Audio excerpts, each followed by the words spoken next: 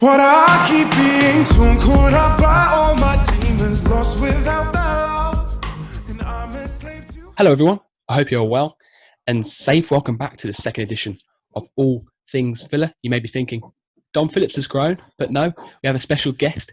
He is the co-founder of Under a Gaslit Lamp. Please welcome Mark Jirobe. Mark, how are you? I'm doing really well, mate. How are we doing today? How is everything?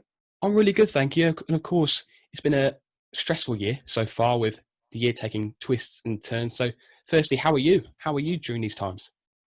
I'm doing good, man. I mean, first month was a little rough. I'm a busybody. I'm not really used to being cooped up at home, so it's been a lot of housework, football manager, playing guitar. Just keep the mind sharp. Just do what you got to do. Fair play, fair play. And over the course of this episode, myself and Mark will discuss the Sheffield United game. We'll discuss the Hawkeye incident. We'll discuss Villa Park adapting to a new normal, as well as the importance of fan media during these times.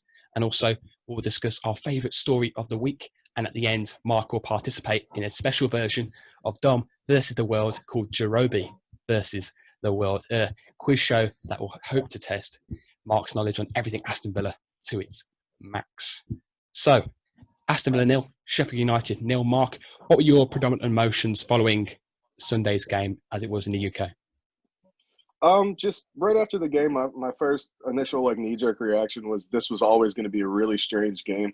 I didn't think that you were going to come out and see either team really take the game to anyone else. I mean, I thought Villa looked lively in the first, 50 to 60 minutes. They looked threatening, but I wasn't I thought the players are going to be a little bit tentative. They're in the same boat as we are. You got to put in the human aspect of it, that they haven't done something they loved in so long.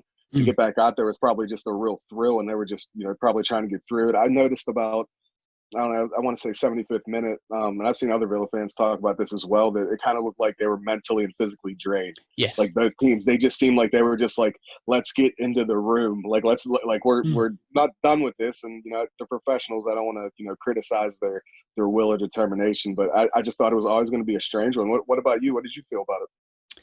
So, of course, there's been this long break. So I was hopeful for 3 points, but in my opinion, due to the long break and the players not being used to this new normal, it's going to take time for us to get back to our peak, if you like. And I didn't really expect anything but a draw. I was hopeful for a win because we need it, but I wasn't really expecting anything but a draw.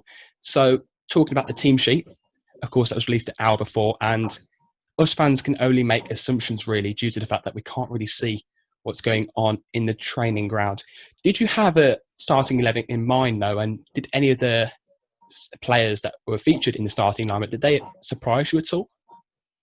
Yeah, I didn't know that Frederick Gilbert was still recovering from his knee knock. I mean, that was out there, rumor circulation kind of thing. But I thought he would have been back. Ali Samata not being in the lineup kind of surprised me a little bit. But we found out afterwards that or even right before the game, rather, Dean Smith said, "Hey, my team sheet is based on what I've seen since the players have come back. Players have come back. Some in great fitness, some not so great, or whatnot, their performances. And now we're hearing from even the likes of Jack Grealish that Keenan Davis has been unplayable in training since he's come back. So, we've heard a couple times over this season, and we can all be real with each other. It hasn't been a great season for Villa, but we do know that Dean Smith's honest enough to say, hey, there were training ground players. And now I've got to make the decision in this little 10-game run here, who's going to feature and who's going to prove that they actually want to pull on the shirt and want to put in a shift. And so Davis was a little bit surprising to me. As a concert right back was surprising to me, especially when you have a player like Mohammadi. You can call on that little veteran presence, and he's shown that he can throw a cross in the final third. So yeah, that was the surprises to me. I mean, the midfield maybe a little bit, but I always thought that Douglas Luiz was going to feature. Danny Drinkwater wasn't in. He had a knock against the friendly for Leicester in the lead up. I didn't know anything about him having a knee knock, but yeah, and we've heard from some pretty reliable sources that Danny Drinkwater came back in incredible shape, even better shape than he's was before. And it doesn't take a lot of investigative digging to find out Danny Drinkwater keeps himself in some pretty supreme shape as far as physically. Stamina might be a little different story, but it is what it is. What did you feel anything about the lineup that was surprising? Did you think maybe that midfield was going to line up a little different? I personally agree with you in the fact that I thought Samata would start due to the fact that Davis's experience within the league and despite Samatta only just joining, he's had more experience elsewhere. At the back, I agree with you as well in the fact that when you have someone like Al Mohammadi who's suited to the role of a right back, you wouldn't really put Konza there. It's not very conventional at all. Mings, Hawes, Engels was a massive miss as well because he's a great centre back alongside Mings. Another addition, of course, was Nyland in goal. He was great as well. I thoroughly agree with that. But going back to the striking option, Davis was a surprise addition, wasn't he? But he thoroughly impressed whenever he got the ball, didn't he? Yeah, he did, and I think he's catching a little bit of stick from people.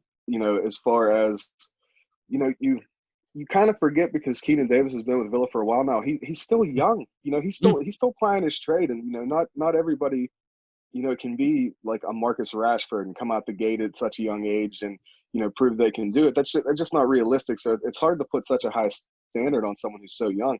I mean, I love Keenan Davis for all of his qualities, the hold-up play that he has. Yeah. He always seems like he wants to compete in the air. He doesn't mind playing other players in. It seems like he doesn't – not that he doesn't want the limelight. It just seems like he's okay with knowing the options around him. And that's a big thing for a side like Aston Villa where you don't have, above average talent. And that's just the way it is. But I think he did great. I think he looked really, really good against Sheffield.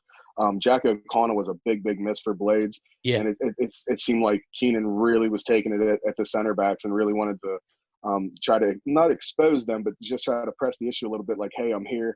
I'm going to be here all day. I'm going to keep, balls are going to keep getting, pumped up to the top of the field, and I'm going to be up in the air for him. So I thought he did really well. I think some of the criticism he's faced since the Blades game was a little undue. Again, first Premier League start, that's a lot of pressure for a young man. And he did it, he's gotten to Aston Villa the long way around. He didn't just like come up through our youth team like he's, Biggleswade United. Like he played for like that. Like he came all the way up. You have to respect that. Like obviously there's something that we've seen in him that, especially with him getting a new contract recently. So I think Keenan's going to be just fine. I actually think that he's going to start against Chelsea, but we'll have to see what happens there. So talking about Davis, I saw an article today regarding Villa, and someone compared him to Heskey without his Owen, basically saying that potentially two up front could work in the future. Do you believe that we could see Davis alongside Samatta, for example, someone who could run off his hold-up play? My opinion about the whole two strikers up top thing, I don't think Dean Smith would ever start a game with two strikers up top, but I do think that that's like break glass in case of emergency kind of thing. Like in the event that, the coaching staff, I guess, felt you had to make a little bit of a tactics change. And if you, would take the central defensive mid or the holding midfielder off in Villa's formation to throw a second striker on.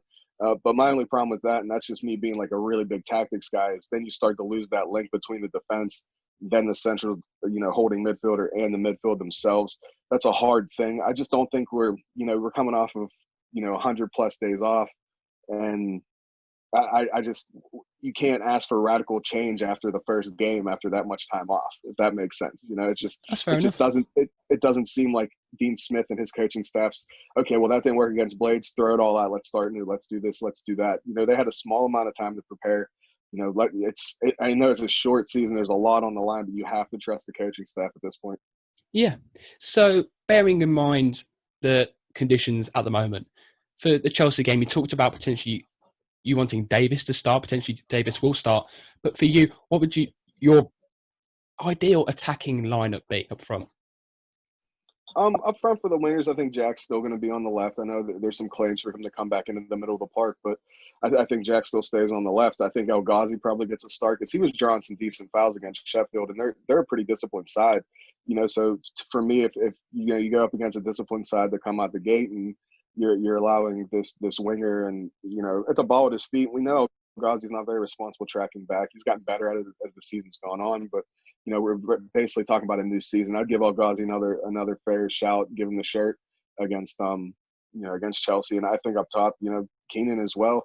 Yeah. The midfield's going to be a big question for me. I'm not sure that we saw the best John McGinn, but with him coming back from an injury, that you're going to have to give him some time, and I think he will do that. I just think it's going to be 1 or 2 games, and I know it sounds crazy because we don't have a lot of games to wait around, but I think that he does catch form here. It's just going to take a little bit longer than people are expecting. So one partnership that was critical and key to Villa's success last season was the partnership of McGinn and Grealish, with McGinn controlling and dominating the defensive work whilst Grealish would go upfield and attack. And we talked about the fact that due to the long break, the players aren't at their sharpest, but we didn't really see that on Sunday, did we? No, we didn't. And I think that, again, it's the matter of getting back to it. And it's a strange atmosphere at Villa Park without any fans. And, the water breaks and the fake crowd noise. There's just so much to take in. Like, these guys have been doing this for so long. Even the younger guys, like, this is strange to them. Like, think about, even when they're like, I don't know, we'll say under 12s, they still had parents around. They still had people making noise around them. It was a human interaction thing. So I think just mentally, it's just a really, really crazy time for everybody. And, I wasn't expecting much. I really wanted to win against Blades and all, but I mean, I knew with everything and how much pressure's on that, we know where we're at in the league, so many things to consider. I had no issue. I don't think the first game back in these circumstances is valid enough to start criticizing individual performances. No, that's fair enough, Mark. I agree in that fact. So let's put you in Dean Smith's shoes. Regarding training over the last few days, what would you be working on in order to potentially improve come the Chelsea game on Sunday? For me, I want to see a little bit more of Matt Targett and Jack Grealish on the left-hand side. I thought Jack kind of got a little out of position a lot. No one touched the ball more in an Aston Villa jersey than Matt Targett did against Blaze. I believe he touched the ball 71 times. No one else got a hold of the ball that much. But it seemed like Jack was maybe doing just a little bit too much, getting out of position too many times. You saw him drop back in defense, which is always, cause for concern when your best player is basically trying to help out the defense. And I get it, Jack just wants to help out, but I want to see that that chemistry we have with Targett and Jack down the left, the overlaps, the underlaps. Matt Targett's able to, get forward a little bit. The big criticism on him that he's kind of an attacking fullback. But, when you have Jack Grealish standing in front of you and the quality he has, I think that's something you need to try to exploit against Chelsea. Yeah, well, the outcome of the match could have been a whole lot different if it wasn't for the Hawkeye era. For the Premier League being such a massive organisation, for an error of this magnitude to happen, really, is embarrassing, isn't it? It is embarrassing. And even, taking the Villa hat off for just a second, like, that's the entire world was watching Aston Villa against Sheffield United. And for something like that to happen, and, we all know about the statement that Hawkeye put out. This is the first time this has happened in 9,000 games. It's ridiculous. It is ridiculous. And it's embarrassing to the league. It's embarrassing for the integrity of the game. I don't like it. I think it's just one of those things where we're going to look back on it regardless of how it impacts our season. And we're going to go, man, we got away with one there. And like, for as bad as Aston Villa's gotten it, with calls and whatnot, we've never gotten it that bad. That ball was clearly across the line. I feel bad for Blades. I feel bad for their supporters. They're fighting on the other end of the table, and they're trying to get into Europe themselves. So it's a tough pill to swallow. You never want to see that happen in a sporting context. Everyone wants to see their club do well, and there is a tiny piece of me that's going ha ha ha. But on the other end of it, my more fair, unbiased brain, that's such a shame for that to happen to them. They did deserve for that to happen. No, so many people on social media sites were stating that VAR should be able to overrule that decision. Of course, certain rules prevent that from happening. Do you believe that come next season, the Premier League should look over their rules in order to improve the game itself? Yeah, I read something that the Premier League is not very keen on the fact of technology correcting technology. There still has to be a human aspect of the game. I don't know if there's any truth to that at all. That's just something I was kind of loosely reading up on. But I think that there has to be fail safes for the technology. Like, what happens if, you lose communication with the VAR booth for a couple minutes and a penalty shout goes the other way? Can you stop the game 4 minutes after the penalty shout? Because VAR is now back online. That you have to really think about how things are going to work, with fail safes of, okay, if Hawkeye goes down, or how do you check that? How do you get a diagnostic to make sure it's working properly before every game? And they may already have those in place. We're football supporters, just like anybody else. But I think that there has to be something in play to make sure that something like this doesn't happen again. And if it does happen again, what are you going to do about it? I think that's the most important thing to take out of this. So moving on to the ground that hosted this outing, Villa Park, how strange was it to see no fans within the stadium? Oh, super strange, man. Like Yeah, it's even like, I've got a pretty decent reach on social media, and even knowing like where my mates over there like sit at, and like sometimes like I'll look for them, or like I'll be able to tell if the camera pans across a certain section of Villa Park, like I'll be able to like see them, and yeah, it's just with no fans, it was just so strange. And Ashley Preach of the Birmingham Mail, he had a little video where he was like, yeah, I feel like it's a nightmare. I feel yeah. like I've shown up to work on the wrong day and there's nobody here, and I'm not in my usual spot. My laptop battery is dying. This is crazy. And I'm not going to Villa Park week in and week out, but I can only imagine what it's like for season ticket holders, people that never miss Villa home and away, to see that stadium, completely empty by the players and staff and media. It's so crazy to watch on the television. What did you think? Did you think it was like one of those surreal things of like, I've never seen it like that? That's Yeah. so strange. It was really strange because I've got a season ticket for the first time this season, and we normally sit right up in the north stand. So to see our seats and the seats around them and the whole stand to be completely empty during such an important Premier League game like this, it's crazy, isn't it? So, and to be fair, going back into the resumption of the season with no crowd at Villa Park or at the away games, it's always going to be so hard for Villa to potentially survive this league due to the fact that they are 19th in the table currently, and there is no home advantage come Villa Park games. Yeah, and that's what I keep, trying to. Some people say, "Oh, what's not going to matter? It's not going to matter." I mean, I don't know. For a team like Aston Villa, I think that crowd carries the team sometimes. Mhm. I really do, and I've seen it over my time of watching the club and supporting the club. When the hold end starts to roar, and it's a big thing. It's a big, Mm. massive voice that's supporting you, and it's important to the players to know that they're being cheered on, and for momentum, not only for momentum purposes, but just as a pride thing. Like, hey, I mean, I've heard Villa Park crowds completely erupt over maybe mundane things, like ordinary things that are happening, and we might even be down a goal or two, but they're still just Mm. so rapturous. It's like just a congregation of pride to sing your heart out, to get behind the team, to let them know that you're there. It's so important, and it's going to be so strange. And I'm kind of jealous of you guys over in the UK, because I wasn't able to switch between the crowd noise or the no crowd noise. It's like the fake stuff. Oh, I didn't have yeah. that. I didn't have that option, so I'm listening to it like, what do they got? A guy with a soundboard up there, just It pressing was on buttons. strange. It was Yeah, really it's real strange. strange. And Yeah. there was a moment in the game where I think it was Horahan who hit the ball early, hit the side netting, but then they pressed the wrong button, so the crowd literally went yes, and it just missed the goal completely. It's really strange. What do you think of the Premier League implementing crowd noises such as this in order to restore the home advantage? Do you believe that it's the correct way in doing so? Because to be fair to them, there are limited opportunities that they can take. Yeah, there's limits to it, and I know that some people want that. And maybe, I don't know. I think it should almost go by like a team by team basis. I think they should ask the players, like, hey, is this something you're interested in? And are they doing it for the players? Are they doing it more for the fans? I Mm. don't know. My personal opinion is, I just don't like it, man. And I No, I don't. don't It's either. Yeah. it's just it's just one of the things where it's like, okay, we're all aware of the situation. We all know that this is uncomfortable and it's different, and none of us like it. And then you're gonna put like a laugh track in the back. It like comes off as like a bad like sitcom, like a Mm. bad TV show, where it's just like, Yeah. okay, you have to put a laugh in for the punchline, or you have to put a laugh in for something that's not really as funny as your laugh track's making it out to be. So that's Yeah. how it came off to me, man. I'd rather, I mean, I'm the kind of sports fan where I'd rather hear the players yelling at each other. I'd rather hear them be, man on, things like that, like overlap, talking about, where the ball's going to and stuff like that. I don't want to hear manufactured sounds at a football game. That just comes off to me. It's just really, really silly.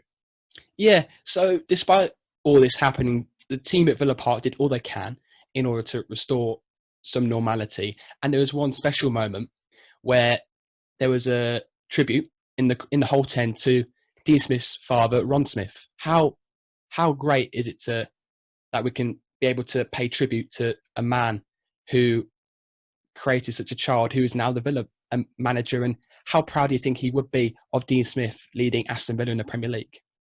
I think it would be mammothly impressed, and I also, it's just such a heartwarming thing for me. Like, I've known many multiple people that are Villa supporters that saw that happen and got emotional about it, and it's just a beautiful thing. And Yeah. I'm sure Dean's dad would just be so immensely proud, and just so honored of the fact that his son has taken this far step within his career.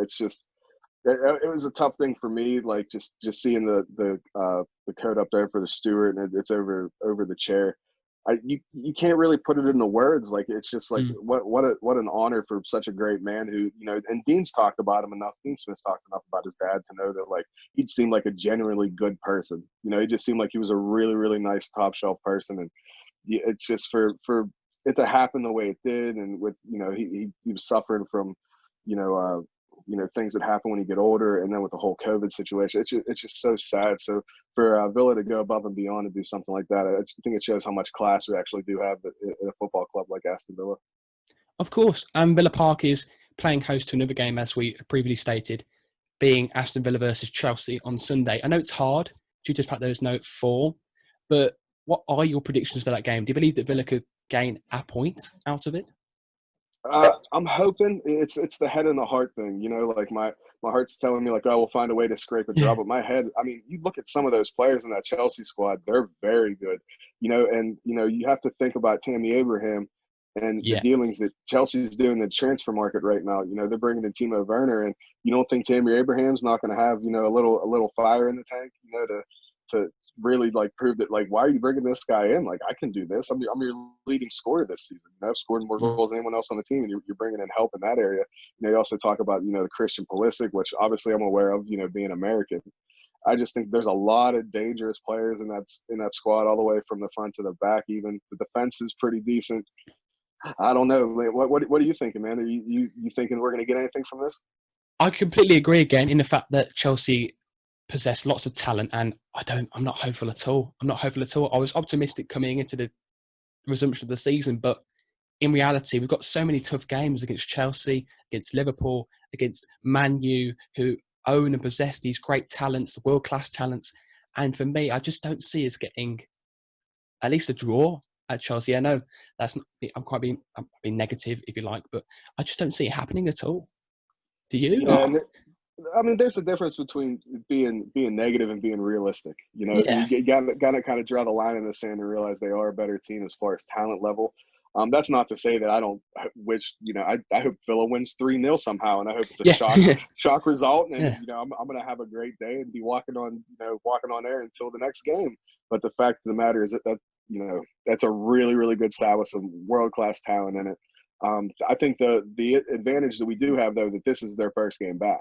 Yes. We've already had a game to kind of work out a little bit of the issues we may have. You get a couple of days on the training ground. You can have the debrief, the famous debrief that Dean Smith and John Terry talk about all the time. So I'm hopeful for the draw. I would love to get a point out of it, but I don't know. My head's telling me that we're gonna have a really tough game here. Now, again, being that there's no crowd at Villa Park or at any football stadium, fan media is almost as important as ever now. And you co-founded Under a Gaslit Lamp, which is an Aston Villa fan media website. What gained your interest regarding fan media, and why did you want to create a website such as Under a Gaslit Lamps? So for me, it was I used to blog about ice hockey over here in America. I have a local team that I've been going to see since I was 5-6 years old. They hold a very big piece of my heart. So I got in the writing thing, and kind of dwindled down. My interest kind of went away from it as far as writing went. And then Regan Foy, the other co-owner of Under a Gaslit Lamp, he just happened to throw a post up in a Villa group on Facebook and said, "Hey, I want to try to maybe create something that has to do with, like, a little bit of journalism, get fans' opinions, stats, things like that, just see what happened." And I sent him an email, and it's crazy to think that at the end of next month, it's 3 years that me and him have been working together, and wow.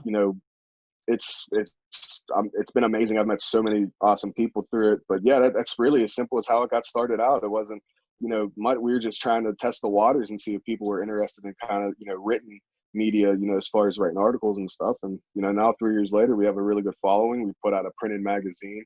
We do a podcast. We do a podcast whenever, the time allows it for me and him. There is a 5-hour time difference. It's not easy, to do those kinds of things, but we always find a way to make it work. And, not only just with the blog, but I gained, one of the best friends I've ever had through it too. We talk every day.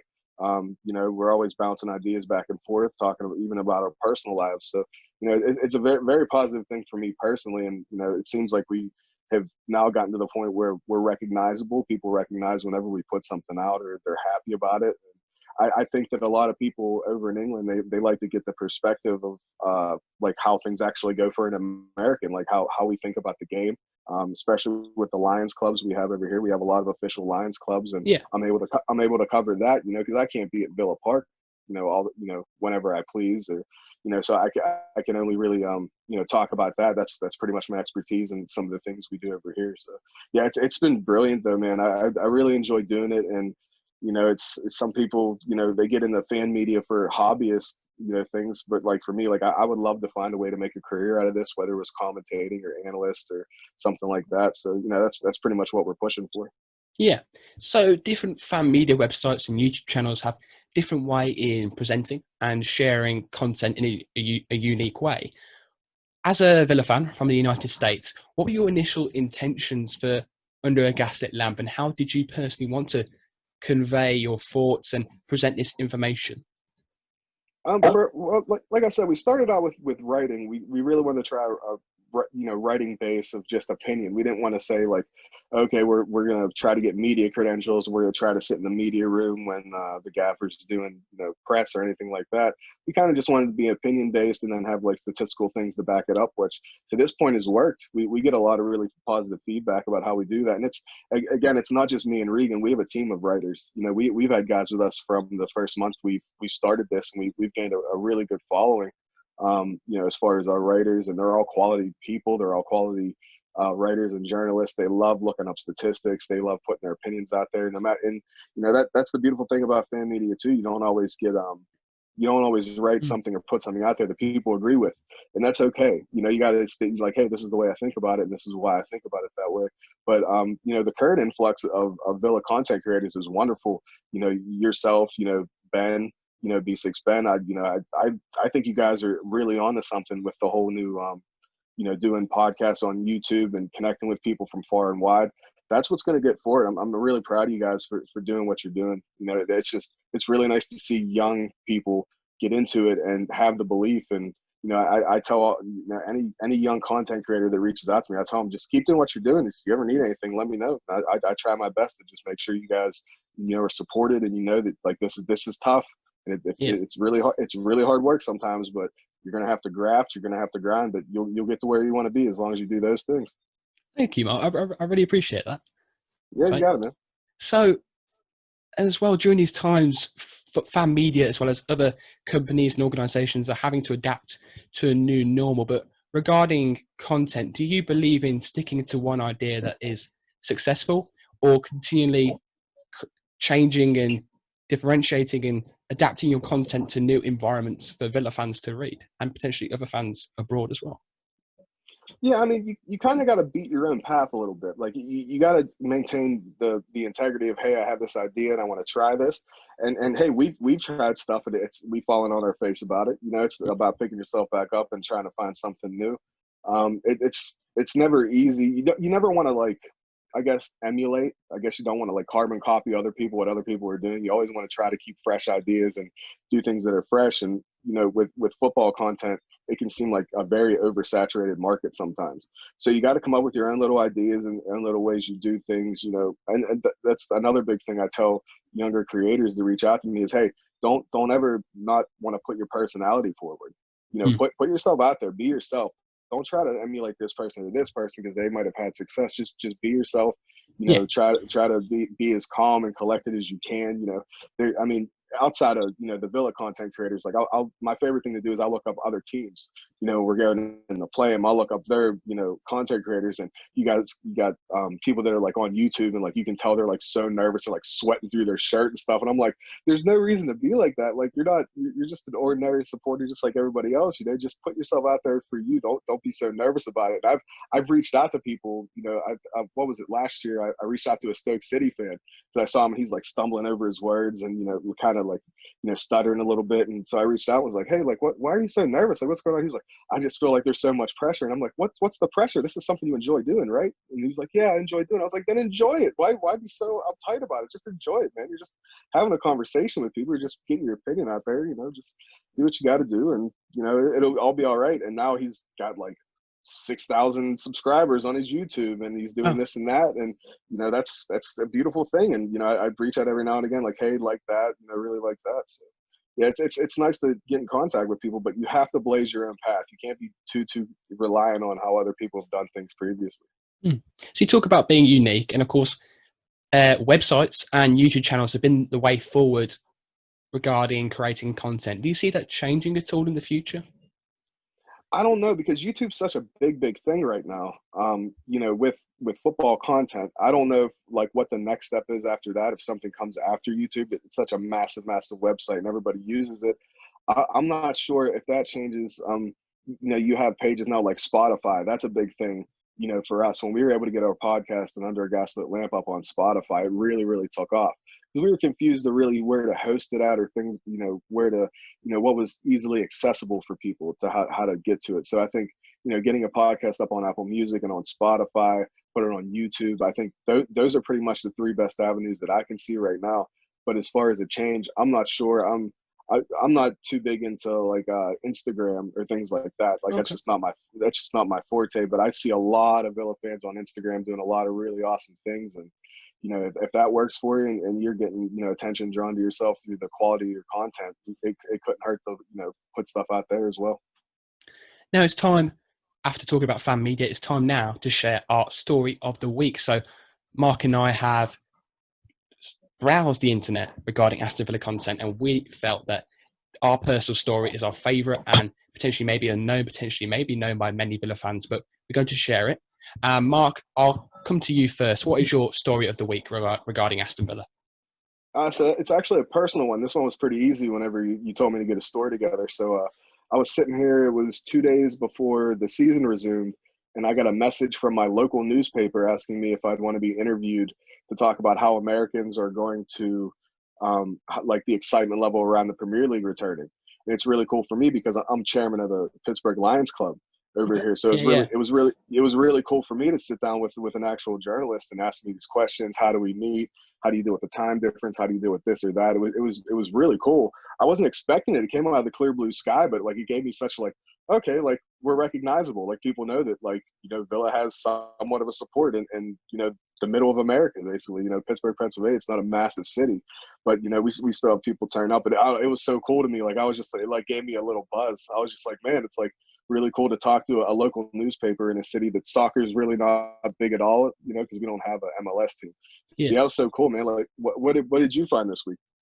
So we talked about it in the podcast before, but it was all to do with Tammy Abraham, and he was so influential during his time at Villa during the promotion season. And of course, with Werner's transfer being announced this week, I looked on the Birmingham Mail, and there was I think it's an article by a man called Sean Ireland, and he was essentially just posting fan media responses to wanting Abraham to be back at the club, because I'm not sure about you, Mark, but he was so influential, as I've said, that season. I think any Villa fan would take him back at the club, wouldn't they? Yeah, I mean, I said it a couple of months ago. We were all kind of just sitting around wishing football was back. That if you put Axel Tuanzebe and Tammy Abraham in the side, and it's no respect to anybody else who's in the Villa shirt right now, I think our season is drastically different. I really do. Yes. Yeah. Yes, I completely agree. So after our story of the week, it's now time for the end of the podcast, the end segment of the podcast. It's time for Jirobe versus the world. So we discussed all matters. It's Jirobe versus the world. Every week, Dom Phillips and I would normally compete in some sort of quiz show. I normally give him a challenge and he would have to complete in a certain amount of time. With Mark being the guest this week, it's his turn. And are you ready, Mark, to find out what your challenge is this week? No, I'm nervous. I'm nervous, man. We'll see what happens. I just don't want to fall flat on my face here. The challenge is in front of me here. Mark Jirobe, this week's challenge is, can you name the top 20 Aston Villa players who have gained the most appearances in the Premier League since the creation of the league? So, you only have 5 minutes to name as many of these players as possible. I have all the names jotted on this notepad to my side. I've got my phone as a stopwatch. So, are you ready for this challenge? I'm gonna try my best. We'll see what happens. 5 minutes on the clock. Mark, your time starts Now, let's go. Name any players. Gabby Bonlahor, Yes. Ashley Young. Yes. Yes. We'll go Fabian Delph. No. Ooh, no Delphi, huh? I gotta think. Juan Pablo Angel. Yes. Yes. We'll go to. Oh man, I'm trying to think of like players that like maybe just a little bit before my time. Christian Benteke. Christian Benteke is not on here. Not on Not here. on here. Wow. No. Yeah, I guess he wasn't that too long. I'm so bad with this kind of stuff. Let's think. He's played for West Brom, Everton. I'll give you a clue. Gareth Midfielder. Barry. Yeah. Gareth Barry. Yeah. I'm trying to think of who else.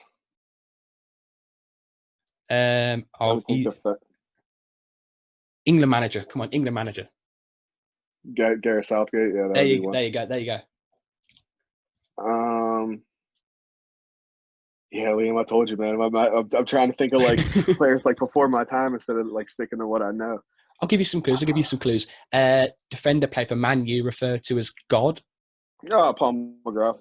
Yeah, Paul McGrath. Americans such as yourself, goalkeeper. Brad Guzan. Yeah. Brad Guzan. Trying to think would. You've got. I'm losing it. Try not to like look at the computer because I've got some old rosters up there, knowing this thing might happen. So we'll say from my. I wouldn't be like Andy Vyman or anything like that. No, Andy Vyman's not on here. I'll give you another clue actually. Club legend, midfielder, played for Derby as well as Villa. He's regularly been on channels such as the Villa View and Heart of the Holt. What about Ian Taylor? Yes, there you go. Ian Taylor gets one. Okay. Yeah. Ian Taylor gets one. Dion Dublin. Yep, Dion Dublin is another one as well. Dublin gets one. Yeah. I'm trying to think of other prominent historical figures I might know. I've only been supporting since 2008, so I'm trying to think of like who was around before we like start switching things around and people started dropping. I've got another one. Midfielder who was diagnosed with leukemia. Oh, Stan Petrov. Yeah. I don't know why I didn't do that. That's like one of my favorite players. I should have known that. I've written about that. Yeah. You've got 2 minutes and 10 seconds. So see there's how no many way. more. Come on, you get them all. You get them. Oh man. I'll give you another clue then. English midfielder, local lads. He's been on the Claret and Blue podcast. On the Claret and Blue podcast. Mark Albrighton. No. He wouldn't have been one. I've been on the Claret and Blue podcast. What about I'm trying to think like Lee Hendry? Would Lee Hendry be one? Yeah, that's it. Lee Hendry's one. Yeah. Yeah. Okay, so would Enkelman be one? No. No. It's before the time. Yeah. Come on, Mark. I'm trying, buddy. I'm trying. No, I'm not good with the on the spot stuff. I've got a few defenders. He's a late great defender. I believe he's got a flag of some sorts in the ground. Well, he used to anyway.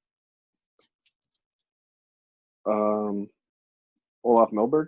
Yeah, that's another one. Yeah. That's another one. I'm trying to think of like defenders now. I was like on the strikers and midfielders in my head for a minute, but I'm like, I really don't remember like a lot of them. Yeah. Already said Ashley Young. Already said Milberg. Paul McGraw's already in there. Oh man. Got 40 seconds left. 40 seconds left. I don't know if I'm going to get another one before 40 seconds. Oh, goalkeeper. Australian, yeah? Australian. I believe he's Australian. Yeah, he's Australian, yeah. I think so. Played for Man U, I think, as well, in his younger years. He won the League Cup with Aston Villa. It's not Bosnich, is it? No. Yeah, Bosnich, yeah. It's Bosnich, wow. Yeah, Bosnich. That's way before my time. I can't believe I got that one. We've got, and that is it. That is it. There we go. You got a total. Poor show, Liam. Poor showing. You got a total of 1, 2, 3, 4, 5, 6, 7, 8, 9, 10, 11, 12, 13 out of 20. That's not bad. I'm going to be okay with that. That's not too bad. Do you want to hear the players that you missed? Yeah, because I want to kick myself the rest of the day. I'm going to walk around and think, I can't believe I didn't think about these 7 players. So we got Mark Delaney, Darius Vassell, J. Lloyd Samuel. We have, and I think we've got Steve Staunton, Alan Wright, Dwight York. See, that's not too bad because those guys are really before my time. Like some of them are like a couple of years before I started supporting the Villa and even watching football. So I'll take those. That's not too bad. That's not a bad score at all. So I hope you did enjoy that at home. That edition of Jirobe versus the World will hopefully be back with another edition of that next week. I hope you enjoyed this episode, though. Thank you very much, Mark, for coming on. I really appreciate it. Thanks for having me, Liam. I appreciate it, mate. I really appreciate it if you'd be able to like this video and subscribe to the Total Villain for more content coming soon. We've got another post-match reaction video coming out after the Chelsea game. And hopefully, we'll see you all later. Up the Villa. What I keep being tuned, could I buy all my demons lost without